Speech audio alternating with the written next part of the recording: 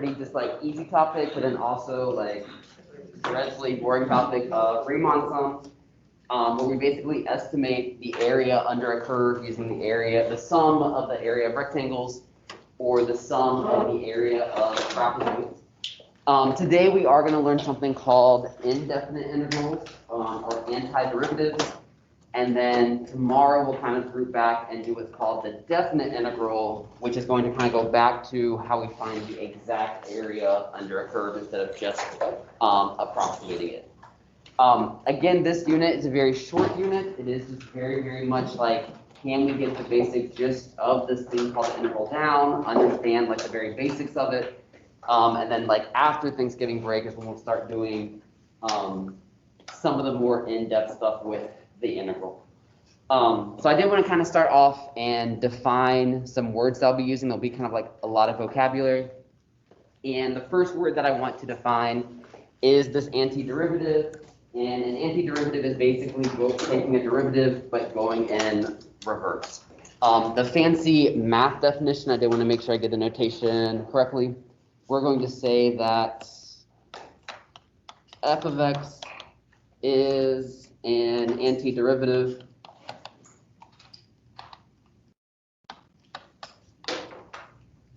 of lowercase f of x if, not is, if the derivative of capital F of x is equal to lowercase f of x. So I am using a capital F to represent the antiderivative. And that's typically just like something we do just notation-wise. It doesn't have to be a capital letter. But for this first part of the unit, we're going to let the capital letter represent the antiderivative of some function f of x.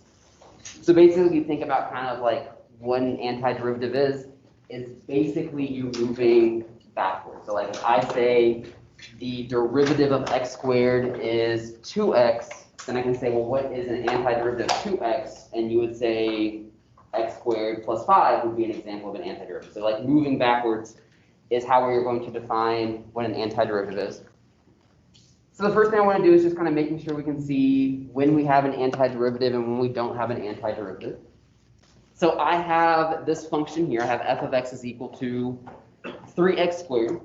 And then I have three possible antiderivatives, and I want you to check to see if those three are actually antiderivatives of 3x squared, which is nothing complicated. So again, if I say f of x is 3x squared, how can I check that capital F of x is equal to x cubed is actually an antiderivative of 3x squared? Take the derivative, easy enough. So the derivative of this, the derivative of this would simply be 3x squared. And you can kind of see, we'll see like patterns happening. This next one, g of x, would that be considered to be an antiderivative of 3x squared? Yep, easy enough because its derivative would be 3x squared for the constant, so it goes to 0. Would h of x be considered an antiderivative? No. So the first two are antiderivatives. This one is not an antiderivative because its antiderivative would be that 3x squared, but the derivative of x is just 1. So one fact that we have about functions and their antiderivatives is we almost have like a family of functions that serve as an antiderivative. Every function will have multiple antiderivatives. If we want to generalize, what would all antiderivatives of this 3x squared be in the form of? Or what would it look like? How could you easily tell that a given function is an antiderivative of 3x squared? X cubed plus a constant. So we have x cubed plus some constant. Any function in that form is going to be an antiderivative of 3x squared, because we know that when we're taking the derivative of a constant is going to go towards 0. Which leads us into the next kind of like major idea that we have with antiderivatives. And that's how what we will normally do is how to describe all antiderivatives, because there's technically going to be, if I'm being honest, an infinite number of antiderivatives for each function that we have. And if I say f of x is a single antiderivative of f of x, then I can represent all antiderivatives in the form of the antiderivative function plus c, where that c is representing a constant. could really be any letter, but capital C is just what we use traditionally. And I hope that makes sense to you. Like when you take the derivative, constants go to 0. So if you're going in the reverse, which is what an antiderivative really is, without any other given information, there's no way to like figure out what that constant was if you're just already looking at the derivative itself. So that does bring ourselves to like in this class, whenever you are finding an antiderivative, you definitely want to make sure that your antiderivatives have plus C at the end, or they will not be correct at all. You'll be very, very sad on your quiz if you find all these antiderivatives and you leave off plus C on all of them. Because you have to remember that when we take the derivative, the constants go away, so we have to show that in the problem. I have some students like, well, couldn't that constant have been a negative? And you're like, yes, but we say plus C because C can take on any values. That's just going to take over all the cases that we could possibly see. There are a lot of rules that we have for integrals, and we are going to learn, or I should say antiderivatives now. But I also think a lot of these are going to be very logical because they are going to come straight from the derivative. Like if you can take a derivative for some of the simpler functions, it's really easy to go backwards. There's different ways that you can be asked to find an antiderivative. The most common and the easiest and nicest way to ask yourself to find an antiderivative is something called the integral. The integral, I use that word mostly interchangeably. Some mathematicians will kind of say like an integral and an antiderivative have like a very fine distinction between them. For the sake of us in this class in the AP exam, an integral, like if I say find the integral, that's like the same thing as saying find the antiderivative. Or if I want to use like the verb of that, I can say like integrate the following, and that just means go backwards and find an antiderivative. So we do have a symbol for the integral, and it actually comes from, it's the letter S. It's the elongated S that you've probably seen written out in a few notes before or in your textbook. And when we have it, so we have what's called this is called the integral sign. It means to find the antiderivative of what comes after it. At the end of an integral sign, we'll always see like d and then some variable. For us, it's going to be dx in most cases. That dx has to be written at the end of an integral sign. I kind of think about it as like closing out the parentheses. So you have the integral, the jump in the middle, and then dx. Its proper name is called a differential. For us, though, we're going to interpret it when I see dx, that means that we are going to integrate with respect to x. So of course that can change. Like if I find the antiderivative of something in terms of theta, it would have like d theta at the end. If I'm integrating something in terms of t, it will have dt at the end of it. What's in between those is what you're actually finding the integral of, and its proper name is called the integrand. And so when I see this problem, this is the integral of 10x to the fourth plus 2x plus 3. And what that means is, hey, find the antiderivative of that expression. So we will be learning lots of rules, but I do think it's better if you just kind of think logically, because we know the antiderivative is going in reverse. So I think it helps students in the long run just to kind of think about this in reverse. And what I mean by that, if I'm finding the antiderivative of that polynomial, I just want to think to myself, the derivative of something is 10x to the fourth. Well, what the derivative of what is going to give you 10x to the fourth? 2x to the fifth. Easy way to check your answer. What's the derivative of 2x to the fifth? 10x to the fourth. So it checks out. Looking at this next one, what is the antiderivative of 2x? It's the same thing as saying the derivative of something is 2x. The derivative of what is going to give you 2x? X squared. And then we have the derivative of something is going to give me 3. The derivative of what's going to give you 3? 3x. And then we also need to remember that there could have been a constant there, because the derivative of constant goes to 0. So we're going to put plus c at the end of that. Every single antiderivative that we do will need to have plus c. Throwing in more just vocabulary, this problem itself, an antiderivative is also called an indefinite integral. And it's called indefinite because we aren't definitely sure what that c is right now. So this is an indefinite integral. And that's basically what we're going to look at today, just using those basic derivative rules, but in reverse. We're not going to do anything complicated today. So, first rule that we have is the power rule. We learned the power rule originally for derivatives. We know that when we take the derivative of something, done it enough, don't need to review it, but 5 comes down in front, subtract the original exponent by 1. So I know that the derivative of x to the 5th is going to give you 5x to the 4th.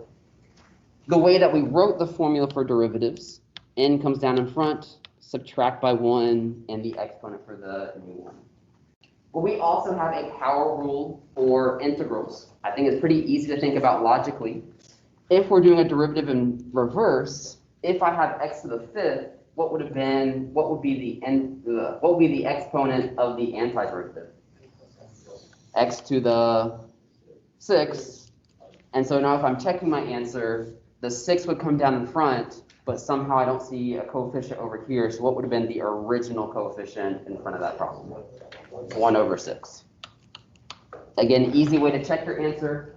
Take the derivative of your antiderivative, and you should end up with what you have. The derivative of 1/6 of x to the 6, 6 comes down in front, cancels, new exponent will be to the 5th power. So I can modify the rule. So I have the derivative rule for power rule. I also have the power rule for integrals. And if I'm going in reverse, then we're going to add 1 in the exponent. And then we are doing 1 over that new exponent. So that's going to be the power rule that we have for integrals. Do want to add one disclaimer to that. The power rule for integrals does not work if your exponent is -1. Hopefully that makes sense to you, because if your n is -1, -1 plus 1 is 0, we can't divide by 0. So it just doesn't work for that formula. So it does work when your exponent is -1 for derivatives. It doesn't work for integrals. If you want to add it to your notes, its integral is actually the natural log of the absolute value of x plus c. But that's next unit. We're not going to look at any of those integrals until after Thanksgiving break. What we do need to know is the power rule for integrals. And I do want to say this about integrals, like there will be like rules that we have for integrals, but I like thinking of integrating as more of like a process. In math, it's often a lot harder to like undo something than to like move forwards. So we will have some rules we learn, but then we also will just have a lot of like methods and processes that we need to use for integrals instead. Do want to be careful, like there is no direct power rule for integrals. There is no like direct chain rule. There's no quotient rule. Like there's other methods we'll use to deal with those, but it doesn't work the same way as moving forwards while you're taking the derivative. Some things that are the same when you take the derivative is sometimes you will want to rewrite the problem before you integrate it. So again, when we see that integral sign, that just means you're finding the antiderivative. Similar to when we first learned the derivative back in, I don't know, it was like September. Sometimes we had to rewrite it so we could clearly see like a coefficient and then x raised to a power. So again, when I look at this problem, this is read out loud as the integral of 2x cubed with respect to x. Basically, you want to find the antiderivative of 2x to the 3rd power. Can't do the integral right now how it's written, but what we want to do to rewrite that one so that we could properly integrate it. 8x cubed. So we can rewrite it. This becomes the integral of 8x cubed with respect to dx. And then we can go ahead and integrate it. Some of you can just kind of think about it logically, or you can also just think about it using that new power rule for integrals. Similar with derivatives, coefficients are carried straight across. The new exponent would be 4. Dividing by that new exponent, don't forget your plus c. Simplifying, 8 divided by 4 is 2x to the 4th plus c. Don't forget that plus c, or you'll be very, very sad when it comes to your quiz and your test. Also, easy way to check your answer is just take the derivative of it. Well, what's the derivative of 2x to the 4th? 8x to the 3rd power. So it does check out. Other things that I'm very picky about, when you're writing an integral, you can't just have an integral sign hanging out by itself. You have to have like integral, integrand, and then dx or d whatever your variable is at the end of it. Those have to go together as like a single symbol. What about that second one towards the bottom? We don't have a direct quotient rule for integrals. So what would we want to do for that one instead? I can bring up that from the denominators. This will become the integral 8x to the negative fifth with respect to x.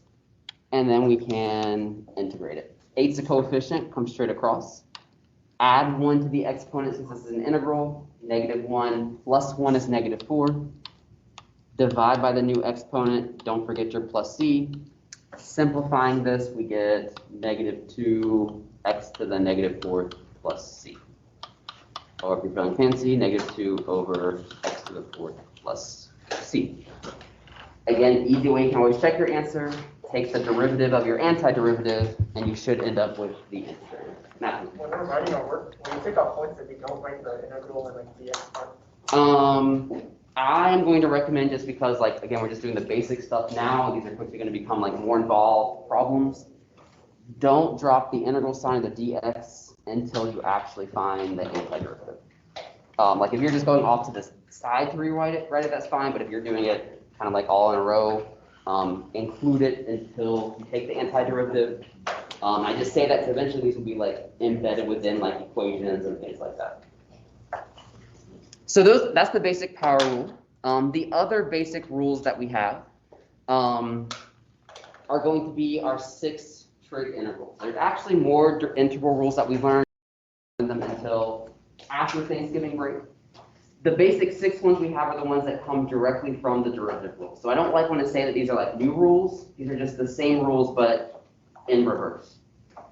Do need to be careful with your positive and negatives when we're taking the integrals of trig. You have to go again, think back to your derivative rules. For example, if I tell you to integrate sine of x, the integral of sine of x, you have to think to yourself, the derivative of something is going to give you a positive sign. The derivative of what is going to give you a positive sign? Negative cosine. So that's coming from the rule. The derivative of cosine is negative sine. So if I'm integrating positive sine, its antiderivative would be negative cosine. Don't forget that plus c.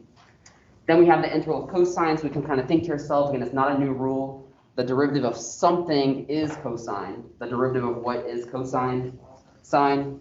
And then don't forget your plus c. The other rules we have, which again aren't new rules, is if I integrate, let me line it up better. I can integrate cosecant squared of x with respect to x. I can integrate secant squared with respect to x.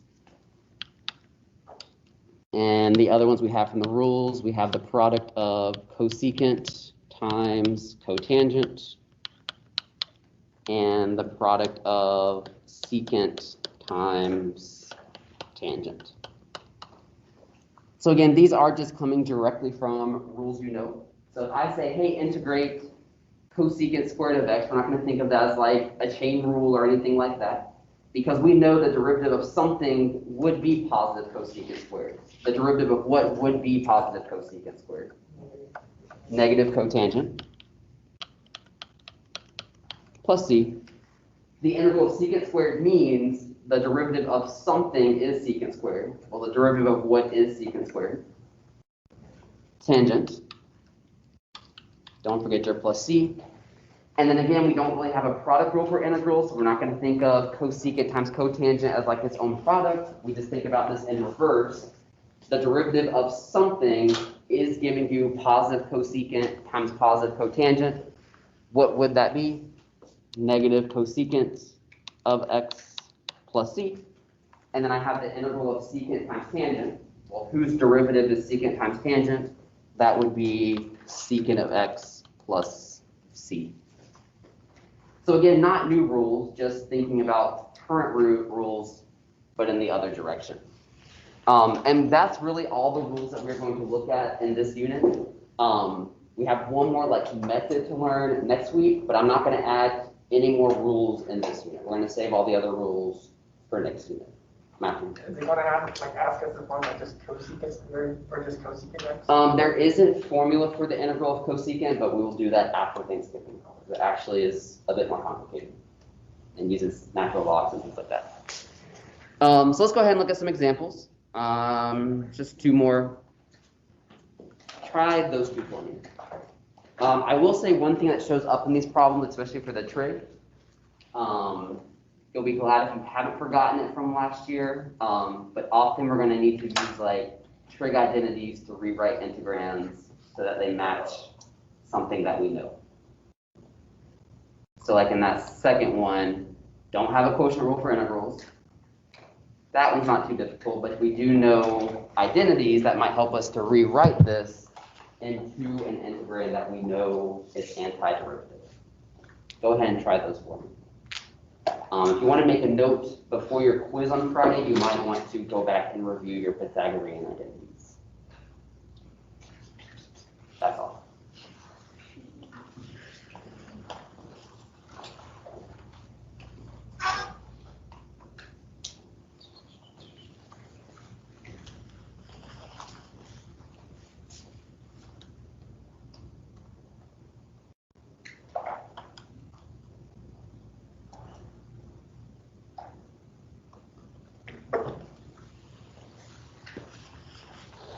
And notice on both of these, like that first one, my variable is t, so it has dt in it. I'm taking the integral with respect to t.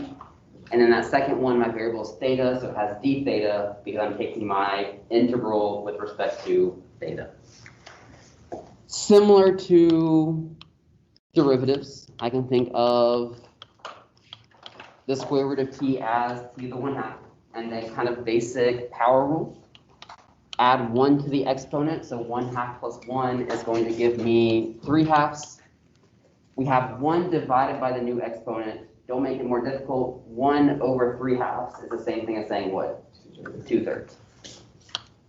And then don't forget your plus c. Easy way to check your answer. Takes the derivative of your antiderivative. The derivative of 2/3 t to the 3/2 would be t to the 1/2. Moving to the second one, I have the integral of tangent over cosine. Again, no quotient rule, but we do have 6 trig rules, and we want to make that look like one of those 6. What's one way that I can rewrite tangent over cosine that's actually usable with the rules that we have? Tangent times the secant theta is the one I'll choose. So if I'm looking at this, like there's different ways you can write it.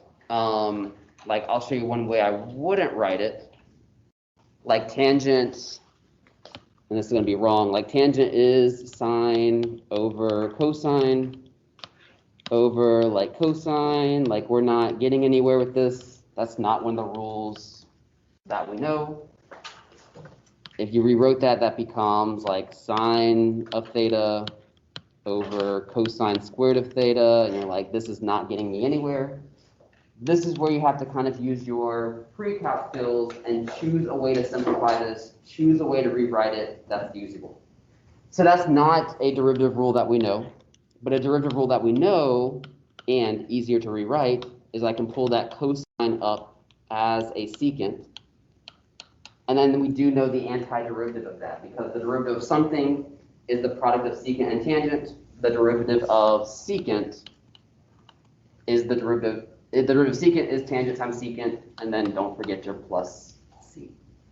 That's about as hard as those are going to be, is just trying to find with a trig, like the smart way to rewrite it so you end up with one of those 6 rules on the inside.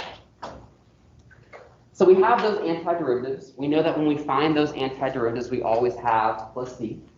One way for me to ask you to find an antiderivative is to use that integral notation. So that's not going to be the only way you can ask to be find an antiderivative. Another way will be something like this. So I have find the general solution to the differential equation. So let's just kind of talk about what those instructions mean. We will start seeing this kind of statement, that phrase, a lot in calculus. First off is a differential equation. I shouldn't have abbreviated that, but differential equation. A differential equation in calculus is just an equation,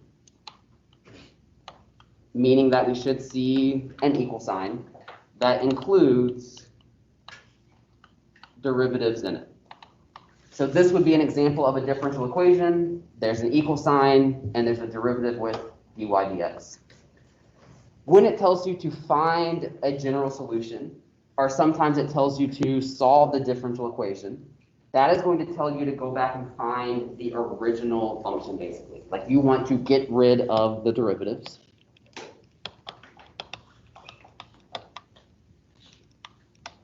And I think this one's like pretty much just like a one-step problem. If I have dy dx, what's going to be the antiderivative of dy dx? If I have the antiderivative of y prime, is going to be what? Just y, the original function. So that would become y. And then I can find the antiderivative of the other side. What's the antiderivative of 4x? 2x squared. What's the antiderivative of 3? 3x. And then what do we want to make sure we include? Plus c. This is called the general solution. And I do want to kind of make sure it makes sense of what we found. dy dx is a slope. This general solution is the equation that has this as its derivative. So there's really an infinite number of solutions there, depending on what that plus c is. A lot of it's like vertical shifts. All those functions in that function family will, of course, have the same derivative. So that's called a general solution. The other type of differential equation that we will solve will be not ones asking for the general solution, but ones asking for what's called the particular solution. What do you think a particular solution is going to ask you for? A solution that's particular. Basically, you're going to find what that plus c is. Instead of it being generalized, well, duh, we just want to figure out what that c was originally.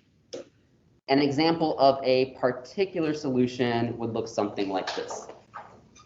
So I see find the particular solution to the differential equation. Again, that statement just means, hey, get rid of the derivatives, go back and find the original equation. Whenever you see the phrase particular solution, that means you are going to solve for that variable c. How are you going to solve for that c? They will always have to give you some condition. They say that this graph goes through 1, 2. So after you find that antiderivative, plug in that coordinate, solve for c. Do want to be careful. The answer c equals a number is not your final answer. Your final answer is going to be the original equation with the correct c substituted into it.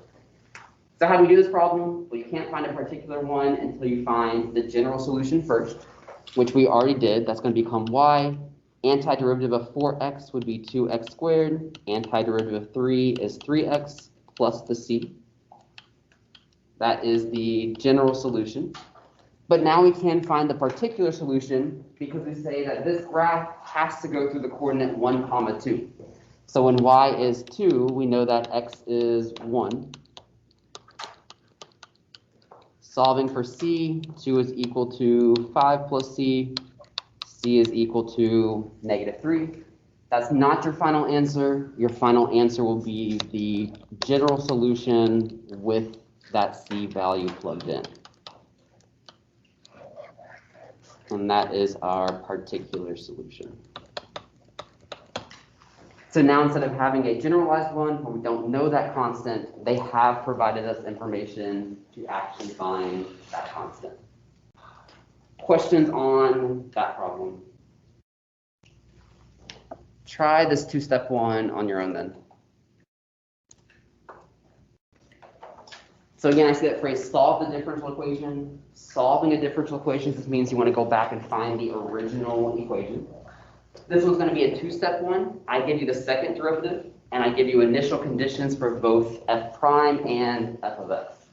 Don't overcomplicate it. We know the antiderivative of f double prime is just going to be f prime. Plug in your initial condition. Then once you have f prime, find its antiderivative, and then plug in your other initial condition. Go ahead and try that one, though. You do want to solve for that first constant, though, before finding the second antiderivative, just to make it a little bit easier for you.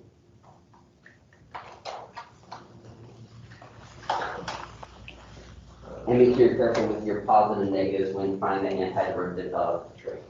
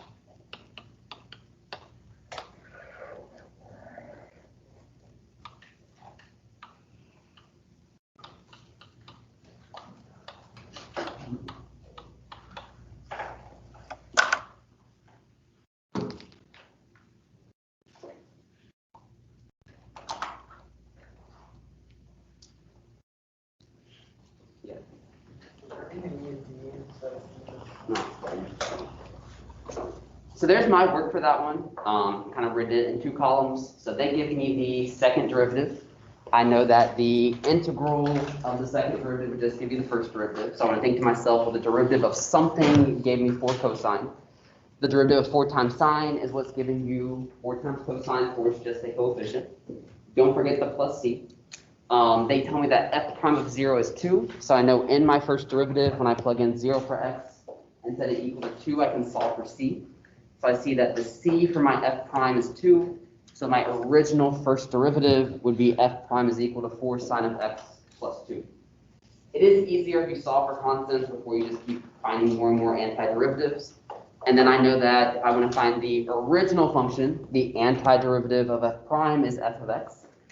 Careful with your positive or negatives. The integral of 4 sine with respect to x is negative 4 cosine of x.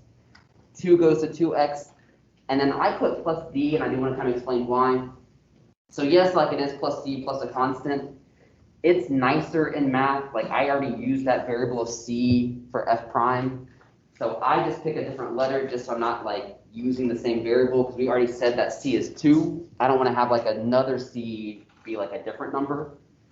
Most like textbooks will start using subscripts like c sub 1 and then like c sub 2. I think that gets messy, especially when we start having complicated problems. So I just picked, going down the alphabet, another variable. And that just makes it look a little bit nicer. So then plugging in my new initial condition, f of 0 is equal to 3. We do see that my second constant, which I called d, was 7. And then your final answer is not what the constant is. Your final answer is that particular solution, which is f of x. Questions on that one? All right, so I have one more problem that I want to do today. Again, I think it's one that kind of follows directly from that. But we have already learned what we can associate the original function, the first derivative, and the second derivative with. What's one thing we've associated those with? Acceleration, velocity, position. So now we just have more options of like which direction we can go. Like I know that the derivative of position is velocity, the derivative of velocity is acceleration. Well, now we can also go in reverse. The antiderivative of acceleration is velocity. The antiderivative of velocity is position. So go ahead and try this last problem for me. And this is where we're going to stop for today.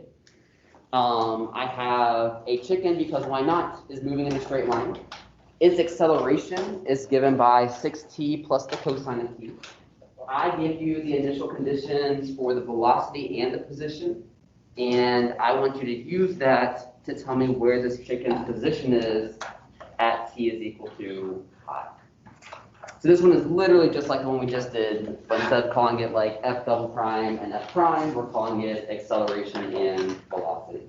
But same idea, find an antiderivative, make sure you have plus the constant, plug in an initial condition, solve for said constant, and then repeat that second time.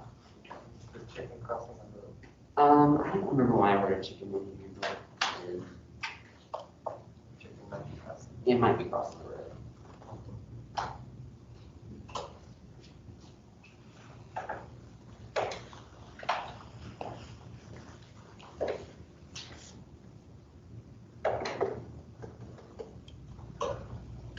Do you realize this we're going to have like one last final step? Once you write that position equation, we'll have to plug pi into it.